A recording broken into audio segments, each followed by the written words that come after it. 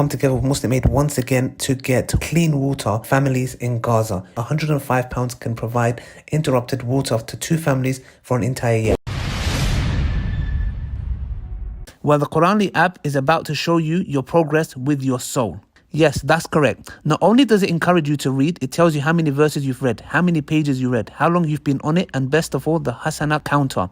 Download the Quranly app now and have a Ramadan with Allah subhanahu wa ta'ala's book like you've never had before. Yeah, a couple times it talks about inheritance. Yes. And I think there's a couple times whereby in certain situations a woman would get less inheritance. Yes. Do you think, I think it would make sense in a community or a society where there's a lot of Muslims and they're part of the same sort of community, they're together. Yeah.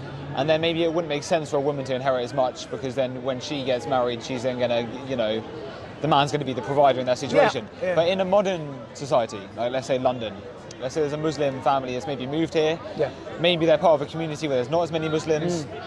And then the mum dies, and she's not somewhere where there's a strong Muslim community. Would that still be expected of them? Would that they wouldn't get the right inheritance or whatever? Well, they have to, because the thing is, if you look at the matter, people think the woman is in a disadvantaged position. That's not the case.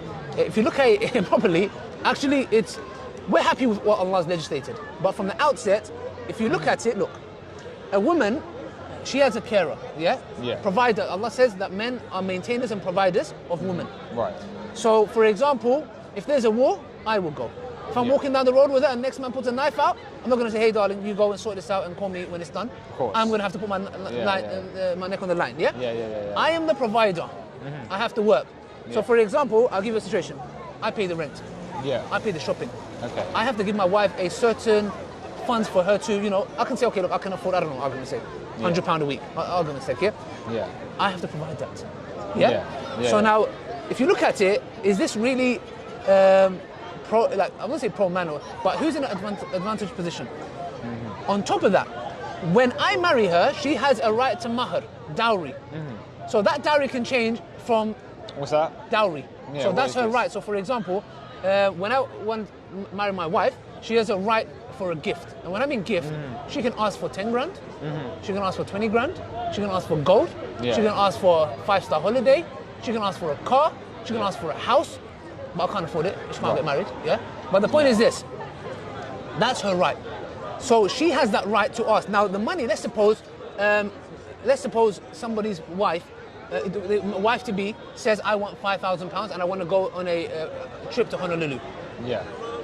If that's agreed, he has to provide that. Right, On top of that, he has to do the wedding, the nikah ceremony, and he has to do a walima, which is a wedding of announcing the marriage. So there's nothing hidden going on, And bear in mind, I talked about working. If somebody comes with a knife, okay, man's a full-time bodyguard, imagine that, And then the money that I give her, I can't touch a penny. That's hers.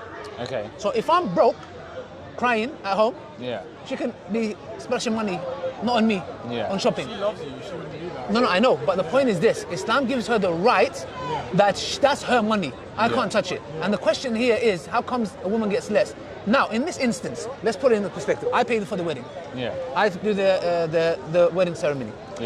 I have to provide for her. I have to shelter her. When there's a danger, I'm there. The money I give her mahr, she keeps it.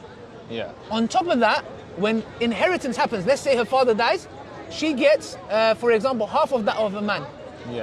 Right. Okay. This is the bit that confuses me. Okay. Now, check this out. She didn't pay for nothing. She's been catered for.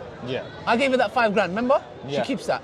From her dad had 100 grand.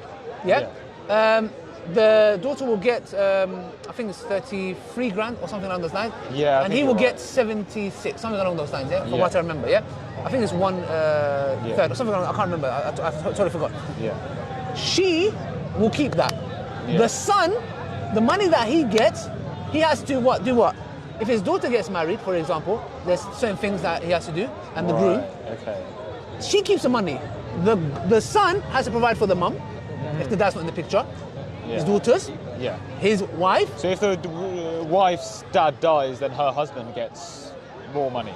No. If the girl, imagine my wife's father, may God give him long life, imagine he passed away. and imagine my wife had a brother. Yeah. The brother will get more than the Right, thing. right. But bear in mind, the money that she gets, she keeps. Yeah, and he has to then... He is looking after his mum and his wife, his daughters. Yeah. So the money that he gets is just fair because he's going to be spending it on his wife, which is another woman, and his daughter is another woman, and his mother, which is another woman. So is it expected for a woman to marry somebody of Islamic faith? Yes, she has to. She's not allowed to marry non-Muslims. Okay, I see. Yeah. So if you look at it, she's in a better position because she doesn't spend, and anything she gets, she keeps. But the man is a provider. Yeah. So her brother might get a lot, but he's spending a lot. Yeah. So in that sense, and not only that, if you look at Islamic finance, for example, we studied this, in 16 cases, a woman, because we're just looking at the brother and sister sense. Yeah. A woman gets more money in inheritance than 16 or 15 male family members. Right. So the uncle, the paternal uncle, the cousins. So she gets more inheritance than 14 male family members. Right, okay. In that instance. Yeah. So people don't talk about that. So when you look at things, you know, and in detail, you will see that the woman is in a better off position. Yeah. And the man is in a position where he's providing and looking after, putting his, you know, Okay. What do you think, if you have any questions, you can ask as well, you know? Any questions? Yeah. What if Go on. a woman grows up wanting to be a provider? Oh yeah, she can. Not wanting the choice of having everything given to her, because I know there's loads of people who don't like the fact that everything's given to her. Is she allowed to pay rent? You know what, ahmaddedat sent me an article yesterday it's about feminism, and they did a study over 20 years, and they found out, they interviewed, I think, 100,000 females in the workplace. Yeah. And 70 to 80% or more were unhappy working. They preferred to be at home. Yeah. And there's a book by, not Will Ferrell, what's his name?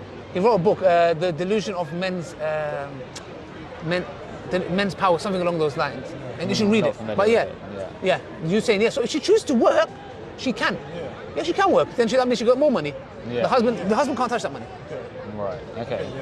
Yeah. Where I'm at in the Quran, or maybe a little bit before where I'm at, there's a bit where it says that something like God takes us by night and then returns us for the day for a specified term or whatever. Do you think that when you're sleeping, do you think you're sort of... you don't remember what happens when you sleep, really? Do you think there's some sort of connection with God happening there during your sleep? Yeah, we believe